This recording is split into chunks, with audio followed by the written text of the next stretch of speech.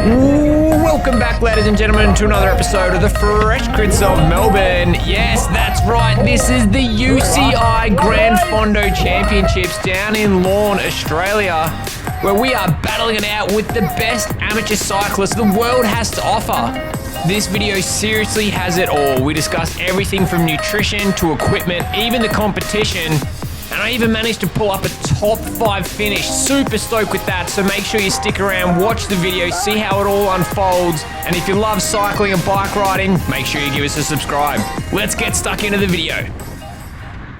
Alrighty, so my day started off the day before the Gran Fondo on the Saturday, where I headed down to Fitzroy to have a chat to the boys at St. Cloud, where I was here to pick up something pretty special. The bike arrived on Friday and was finished by Saturday. Giant Propel SL0 coming in at just under 7 kilos. Farsport bars, Farsport wheels, SRAM red, let's go. From there, jumped in the car, headed down to Lorne for the 2025 UCI Gran Fondo. Let's go. This is where it all gets started, right in the heart of Lorne. All right, Keno. Leave it to me, mate. This is my show. That's right, straight into 131 Ks of pain. Starts off by a 20-minute threshold effort. Bit of reprieve, bit of downhill, and then the final decisive climb in forest. From there, after the crazy descent, you're making way to a good old 30-ish kilometer smash back along the Great Ocean Road. Man, it was a fun race. Now let's go check into the hotel.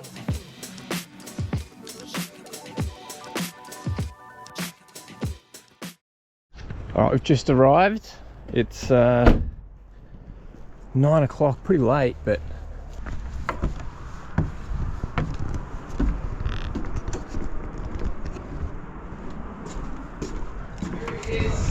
look at these dickheads. Oh no! Oh no! Look at this. What's going on? How are you, Saki?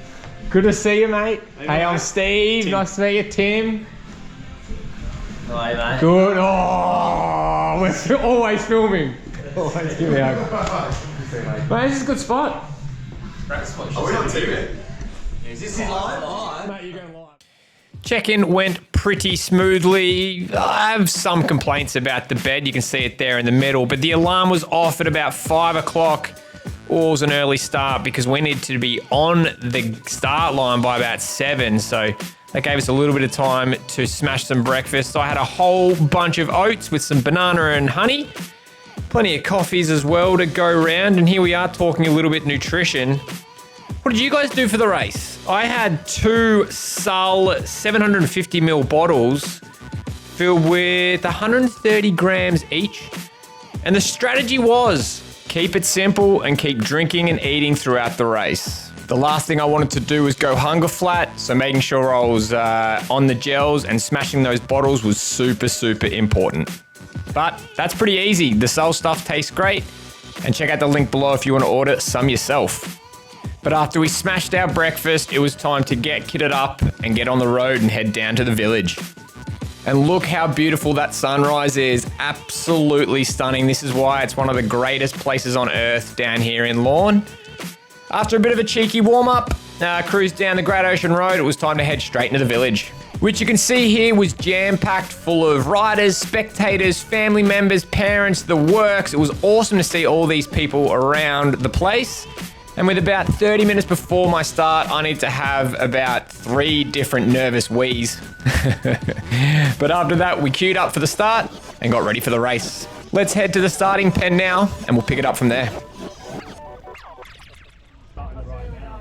We count down for the 130 kilometer UCI World Gran Fondo. I'm sitting here, my heart rate's already starting to get up there. Now the biggest thing is do not have clipping panic. Do not, oh no, look at this guy, oh no, oh he's gone. He has to get, oh, he's away. And now we are off and it is straight on the gas. Now there is a little bit of road furniture that we need to navigate through here. So it is important to avoid all sorts of drama, all sorts of chaos. It is elbows out, trying to avoid any crashes, any mess, any locking bars, because we've got to get through 2 roundabouts and then it is straight into a 20-minute effort that a lot of the riders were concerned was going to completely explode this race. And the last thing you wanted to do was be caught on the wrong wheel and dropped early and having to fight back on. Now, by choice, I decided to go the right-hand side of the roundabouts for those. I thought it was the shortest line, and obviously the left-hand side here as we start off the climb. So let's quickly, whilst we work through this, have a bit of a look at the screen, have a look at the graphs that we've got. So for those that are new here, my name is Steve, and I run a YouTube channel called Fresh Crit. So if you like racing, if you like a little bit of vlogging and all-around good banter, make sure you do hit that subscribe, like, and if you see yourself in the race, hey, chuck a comment in. We love to see it. So we have watts, we have heart rate data. Right at the bottom there, you've got an altitude sort of graph going on there. And on the right-hand side, speed, cadence, the map with which way the wind was coming from in this particular race. And then we have distance remaining and elapsed time. So it's all there, ready to go. And that's what we're doing here. We are straight on the pedals. So this Brazil guy with the long legs, not sure about that. I thought he was a bit of a hubbard, but he sticks around very, very late in this race. So keep an eye on him through this. Everyone's just tapping away here, and I'm just making sure to stay calm. The last thing I'm wanting to do right now is surge, spike that heart rate, and then go into the red, because who knows what sort of moves and attacks are going to go up the road. This rider here on the left-hand side with the blue nicks, that's Grace Brown's husband. Hey, Smithy, how are you, mate? I hope you're riding really well, and he was this entire race. Really strong rider there. So in this one, we had Alex Edney and Mark O'Brien both starting on pole position. And little do I know is Marco sent an attack, an early flyer up the road, and we never saw him. I didn't see him go. No one went with him.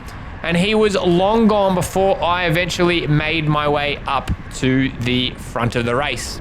Now, what was great was having a look at all the different international kit. We've got the red, white, and blue from the Team USA. Geez, they love it, don't they? Every opportunity to get out there, they do, which is great to see. And you can see the front of the race right up the road, not too far away. So I'm in pretty good position. I'm probably 35-ish wheels back from the front. So look, I'm happy with this. I can see the front of the race. If a move does go, I've got the ability to get across. So this is not too bad position, and there's still a lot of time in this race to move up. So the last thing I want to be doing is out of the saddle, spiking that heart rate, and only having to jam on the brakes because I get boxed in. So nice, smooth lines through here, staying in the wheel, staying in the draft, staying out of trouble is the most important thing. As for the climb, straight into it, 20-minute effort, maybe a little bit shorter if you're quicker. It's really important that that's something that you've been training coming into this race. Especially getting a proper warm-up was key, because the last thing you wanted to do is hit this climb cold, because that would just be a whole miserable experience.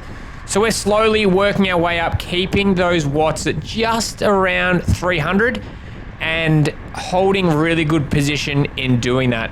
Now, keeping in mind, like I said before, this is a slight headwind part of the course. So I'm just sticking in the wheels, keeping my nose dry, keeping my powder dry. All right, after 7 minutes basically of climbing, we've made our way to the front. This is great. And you can see just off in the distance there, one of the Polish riders has got a cheeky little gap. But we've got Remco with us on the left-hand side. No, if only it was Remco, how elite would that be? But that's what you think, isn't it? You see the Belgium kit, you're like, Wout's with us. How awesome is this? But the Polish team, wow, they were strong riders all weekend, picking up podiums and gold medals and everything across the board. So really aggressive racing as well. Love to see it. Huge respect for the Poles. But it's interesting coming into this race after only competing in the Australian Masters Nationals a couple of weeks prior to this. I didn't know what to expect. Was it going to be a defensive race? Was it going to be all-out attacks? Was there going to be a huge split in experience levels? I had no idea. All I knew is that the first climb, I wanted to make sure I was near the front, and if my legs felt good, chuck a little flyer up the road and see what comes of it.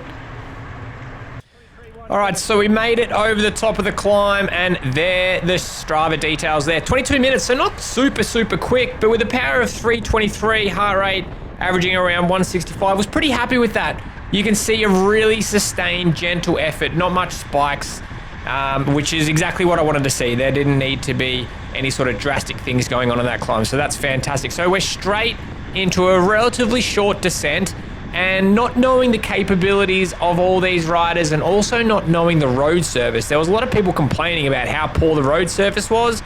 Mate, stop complaining. The roads were fine. Yes, there were a couple of potholes here and there, but there was nothing that was going to take out a tire. So just get on with it. And that's what all the riders did here. So we're making some good progress, getting up to 60 almost kilometers an hour. I'm just weaving my way through the bunch, and I'm talking to the riders, saying, I'm on your left, I'm on your right. Give them a bit of a tap on the bum to let them know where I am.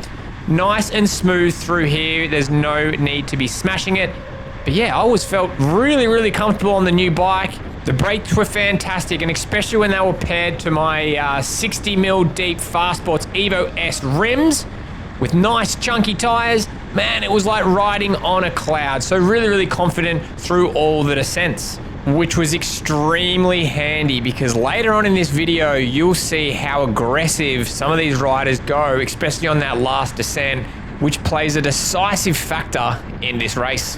So on most of the descents, and especially in the flat parts of the course, it's really important to keep consuming carbs. So knowing that we're almost up to a half an hour into this race, I want to make sure that I've gone through half of my 750ml bottle, which essentially works out to be around 75 grams of carbs. And then as soon as it rolls into the 1 hour or 1.5 hours, one bottle needs to be drunk, as well as maybe a gel. And that's how I continually top up my energy stores, making sure that I'm fresh at the back half of the race where things start to get very, very spicy.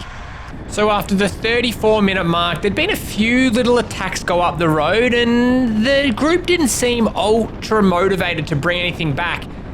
So I launched a flyer on my own. I was like, man, why not? Let's have a crack here. Let's race this how I like to race, which is an aggressive sort of style. And that's what I did.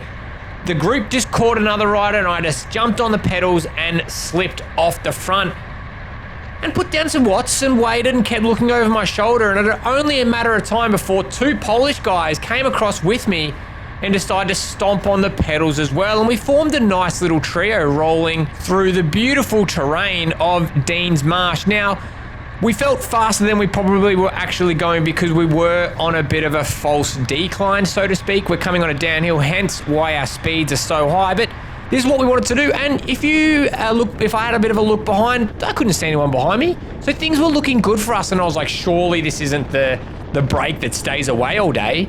So I wasn't 100% committed, but like I said earlier in this race, the legs did feel good. The taper worked really well thanks to Nico.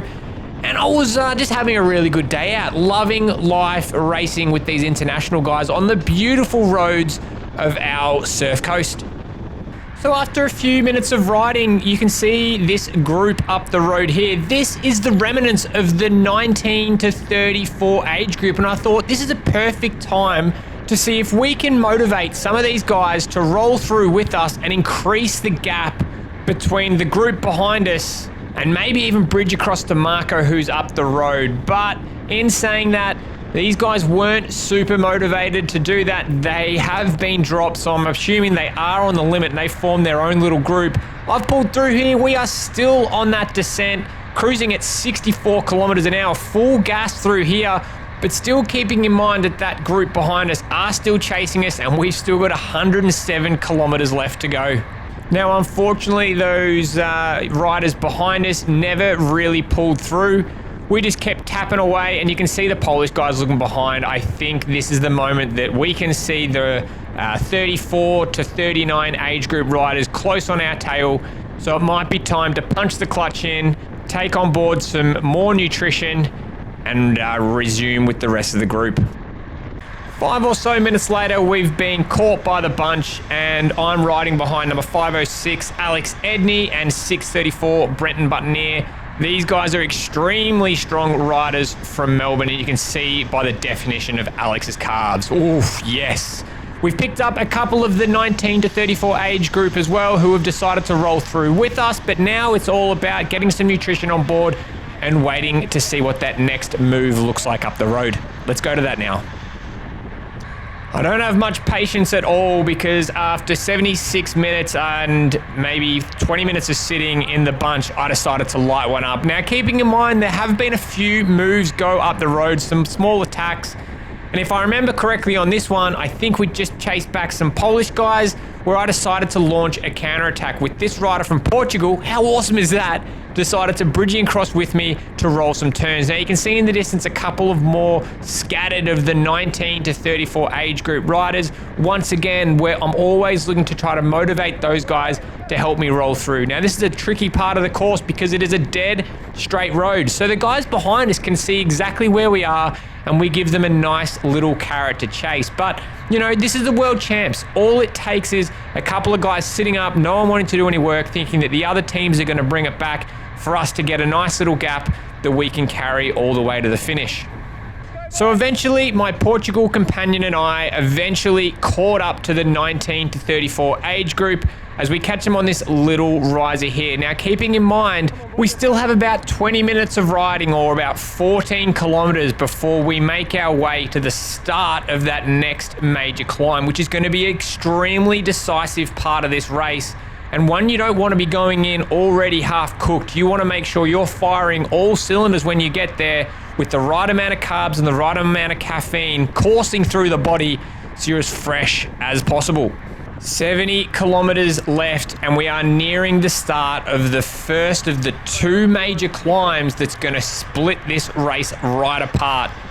Now, knowing I've got all this programmed into my Garmin, so I know exactly what the climbs are going to be like when we get there, how long the climbs are going to be, and where the climb is finished. So I'm well positioned to know when this is going to happen. Now, what I want to do is before we get to the start of that climb, I'm going to want to move myself forward into this bike race so that I'm near the front.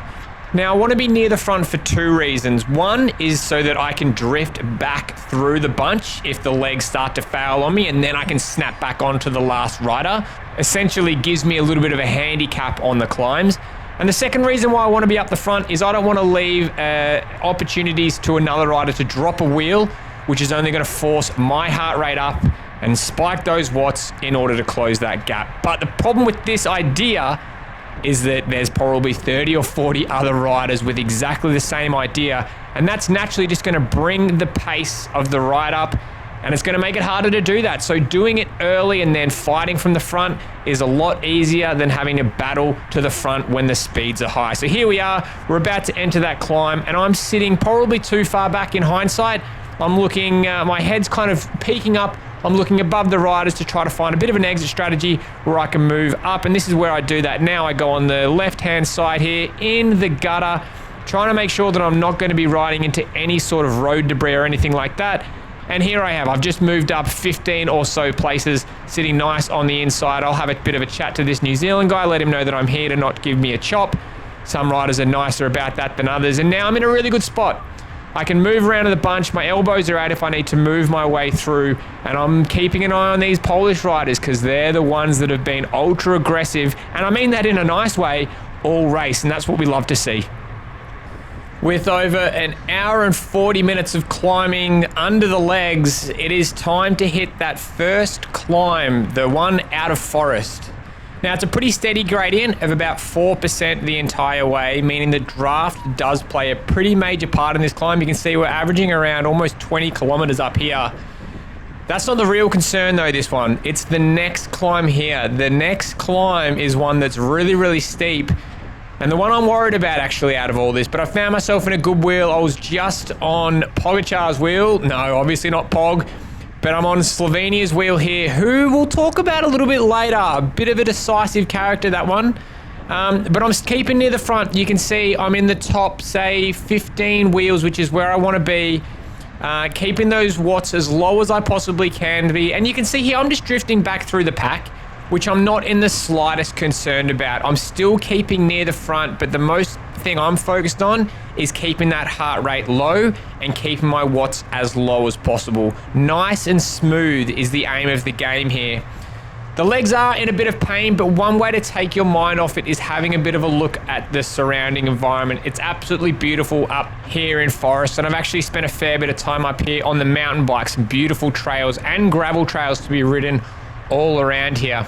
But Mountain biking and gravel is far from my mind right now. We've got another, this is one of the Polish riders that's just come up on the right-hand side, and that's ringing some slight alarm bells for me. And now we are getting a bit more riders coming over the top. It does mean the pace has dropped off quite a bit, down to 16 kilometers an hour there. Any slower, I'm just gonna get shot right out the back door, because it's so easy for the guys behind to move up and around. And the last thing I want to be done is boxed in at this very moment. If I get boxed in and there's a surge that's up the road, I'm not going to be able to make my way out of this mess. And it means I'm going to have to do double the amount of effort that I would rather do if a little move goes up the road. Now we're getting closer to the first major top of this climb. Small descent straight into the next one. So let's skip into that one now. With 60 kilometers left, we've had a small bit of respite as we've just come out of that descent from that first climb of about 4, 5, 6%. And now it's into the series of next climbs. So the first one is right in front of us, staring right at it now. It's a 3-minute power effort climb up this mini ascent of about 1 kilometer at 6%. You can see I've moved my way right to the front here. I want to make sure that I'm sitting right at the front of the bike race here in case any sort of moves go up the road. From here, it then continues a drag of about 5 kilometers with an average of 2.5%, with pinches getting up to 6 to 8%. So the race doesn't finish at the top of this little climb. It continues that drag up. Now look, the pace is starting to increase. 16 kilometers an hour, pushing out 400 watts. And this is when the first move goes. We've got Spain launching off the front with Poland on the wheel straight away. I found myself right on the inside on this French rider's wheel here, but he's starting to fade. You can see his hips start to rock and roll, and this is the time that I needed to go. This is where the move is starting to begin. You can see little gaps are already starting to form up the road.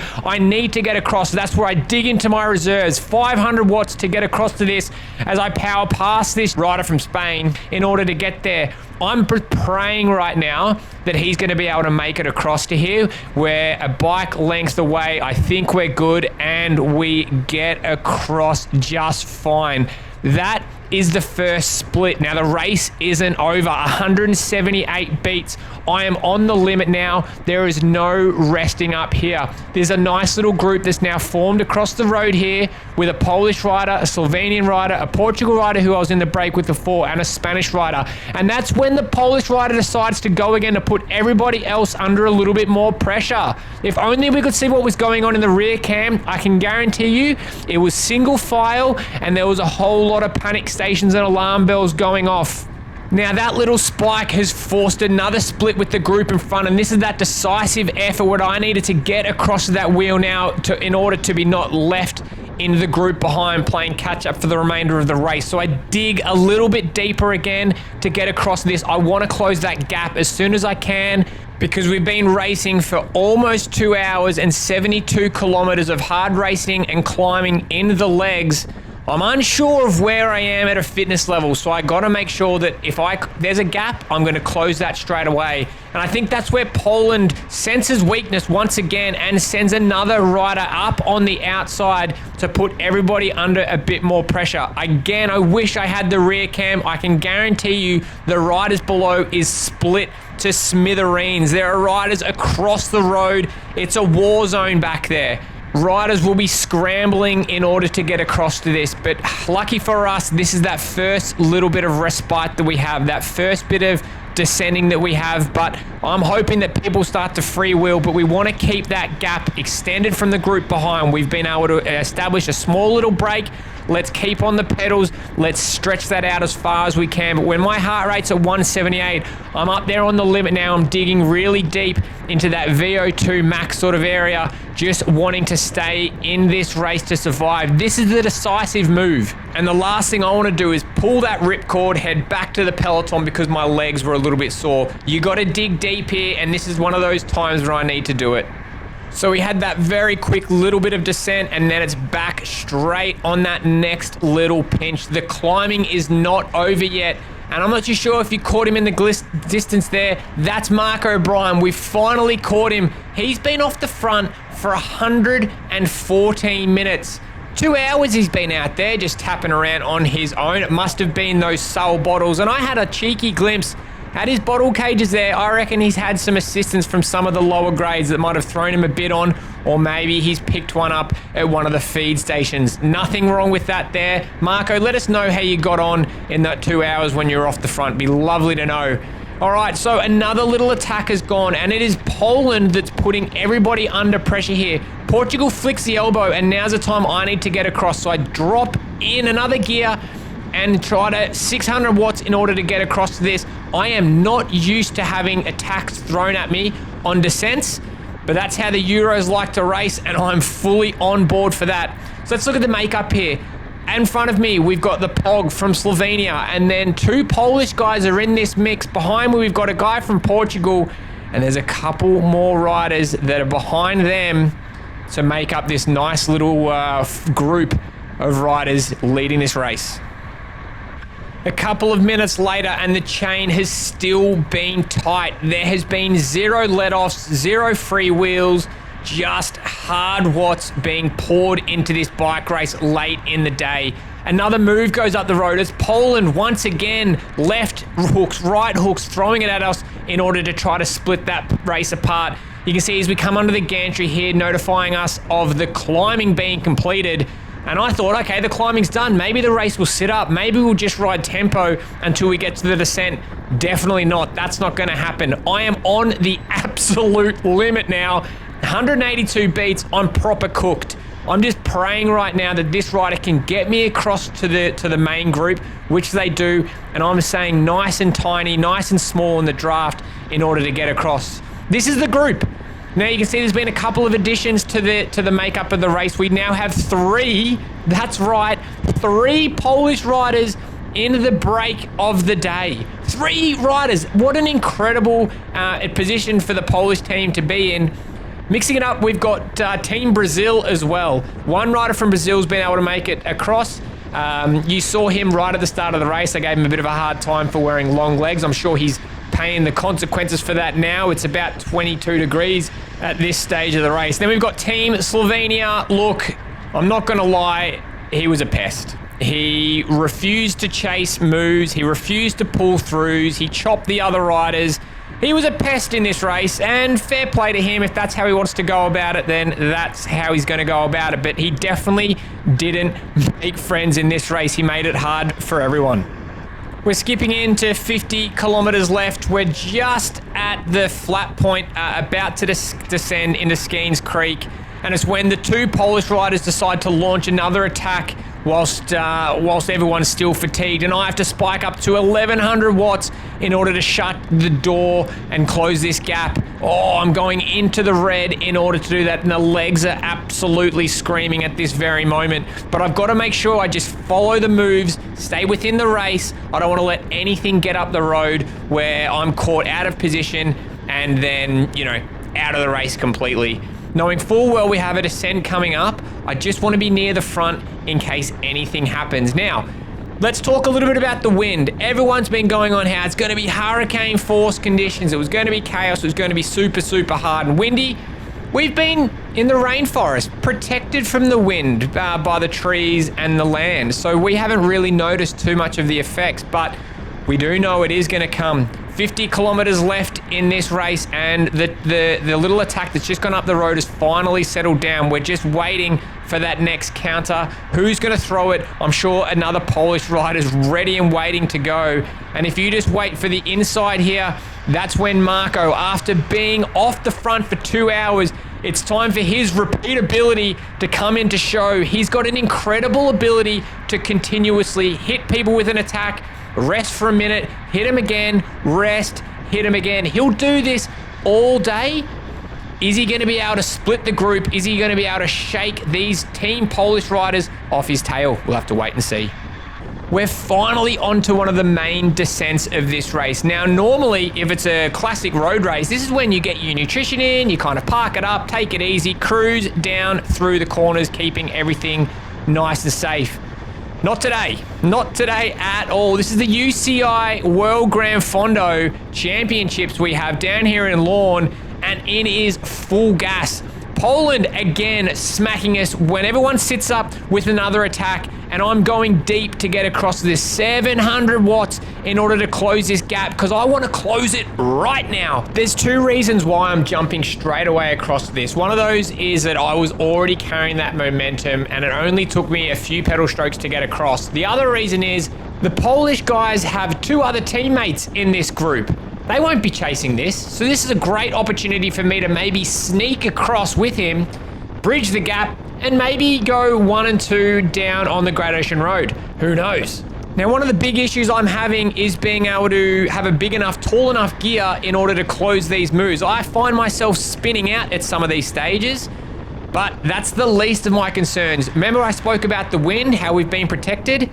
Well, look how open it gets right here. We've got 50-kilometer winds ripping from right to left here, and it's forced those riders into the gutter, and they've had a huge crash in the 19 to 34 age group. Did you notice how much our bikes were twitching through that part of the course? I had a really hard time keeping my bike under control. You can see the leaves of the trees being blown around all over the place. This was one of the sketchiest moments in this race, and the way I combated that was like what the Polish guy's doing, is into the drops and getting as small as possible on the bike. I'm trying to bring my center of gravity to as low as I possibly can and being as small as I possibly can, so the wind's gonna play a smaller effect on me. However, we're entering the fastest descent going around at the moment. This is where it drops 500 meters in altitude in 8 kilometers. That's a 5.5% gradient. Obviously, there's going to be pinches and flat spots in there as well. We're entering the mess and the drop riders of the 18 to 34 group. This is lining up to be absolute carnage. We were lucky to make it down that descent. It was one of the fastest descents I've ever had, and for a moment almost had the calm of the descent. It was absolutely outrageous how fast we were taking it down there. Now, as you see on the sign there, there's 5 kilometers left in this race. And unfortunately, I wasn't able to film everything due to running out of battery, so we're gonna have to pick it up from here. Now, a fair bit has taken place since we last spoke. Almost as soon as we got onto Great Ocean Road, the attacks started coming thick and fast. Honestly, it was absolutely relentless. There was no respite at all. First up, Marco would send one up the road. Second, a Polish guy would go again. Then Marco would send one. The Polish guy would bridge it back. Marco would go again and again and again until finally the rubber band snapped and I couldn't go on with that anymore. And then it was me, the only Aussie, with 5 other internationals. And normally in a road race, I've raced with a lot of the Australian guys, so I know what their attributes are. Are they sprinters? Are they climbers? Are they breakaway specialists? I've got no idea what these guys can do. All I know is that they're here for a reason and they are super, super strong. So strong that the Japanese guy going off the front there, he's in the 18 to 34 group. He just wants to keep the pace high so they don't get chased behind us, and that's fine by us. So, who's left in this race? We have a Slovenian, we have a Portuguese guy who I was in the break with earlier. We have the Brazilian guy with the long legs, a Polish guy, and to finish things off, a guy from Ecuador. Now keep in mind, there are 3 guys up the road at the moment. There's Marco, and of course, you guessed it, 2 other Polish guys have been able to go with him. So essentially, we're no longer even racing for a medal, we're racing for a top 10. So you could finish anywhere from 4th all the way to 9th in this little group. And I wanted to make sure that I finished 4th. But you always hold out just the slightest bit of hope that those 3 riders that have gone up the road start foxing early. And if we keep the pace just high enough, there's a chance. A small chance, but there's still a chance that we're able to chase them back and sprint for 1st, 2nd, or 3rd. But we're definitely running out of time. We're coming into 3 kilometers to go here. Oh, it's going to be very, very close to the finish. So with 2.5 Ks to go, everyone's starting to get a little bit toey and a little bit unsure about how they're going to win this race. If you're not a sprinter, you've got to take advantage of these spicy little parts of the race where the legs are dead and the road is steep to really put everyone under a little bit of pressure. And that's exactly what Patrick from Slovenia does. He sends a nice little attack up the road, and I have to go here. This is life or death, essentially. So I spike up to 700 watts, and I see the Brazilian rider struggling to close, so I'm not taking any chances. So I make sure I super glue myself to the Ecuadorian rider here, who's sitting nice and comfortably on Patrick from Slovenia's wheel. And then it's time for a bit of a rest. 176 beats. We've gone deep for that one, and you just saw we've just passed the 2-kilometer barrier. 2Ks left in the 2025 UCI Gran Fondo race, and we could finish anywhere from 4th to 9th. And after almost 3.5 hours of racing and climbing, we are coming in to 1 kilometer left in the 2025 UCI Gran Fondo road race. And these riders are all still together. We can still finish from 4th to 9th, and we still haven't been able to catch a glimpse of the riders up the road.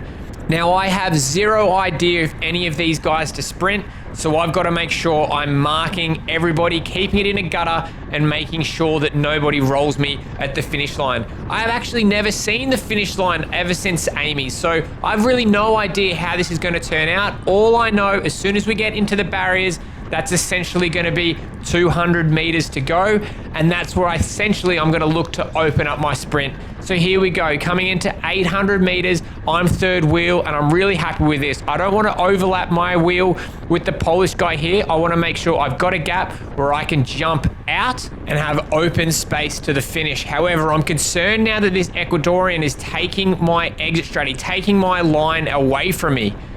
So I don't know where I can go. I'm trying to find a little exit. I'm going right, I'm going left. I'm trying to keep those options open. Coming into 500 meters.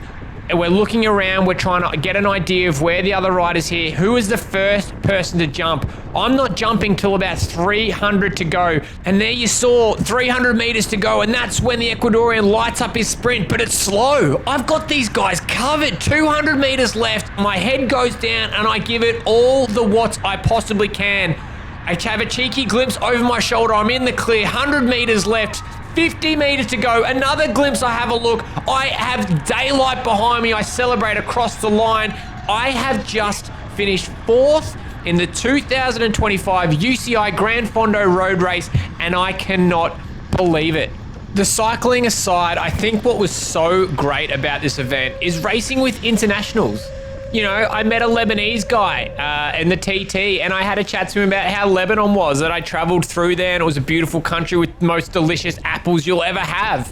There was this Slovenian guy who was a bit of a flog, but after the race, he was a lovely guy. And then there was the Poles, who were super, super friendly, super strong, raced aggressively, and that's the sort of thing that we love.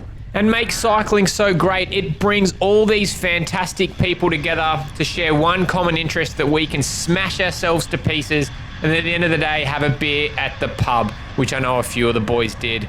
Unlike me, who had to make the drive back to Melbourne, I was absolutely cooked. I had to pump the aircon and crank the music in order to stay awake. It was a grim ride home. But ladies and gentlemen, that is a wrap. That's a wrap. Thank you so much for joining me on this journey. I really do hope you had a great time. If you do like the racing and that sort of thing, please make sure you do hit that subscribe button, as it helps the channel grow and allows me to bring more races to you guys. If you see yourself, make sure you chuck a comment below. I'd love to hear from you. Let me know how your race went. And that's a wrap. Well, I'm going to make like a cockatoo and, I don't know, leave. Thanks for watching. Ciao.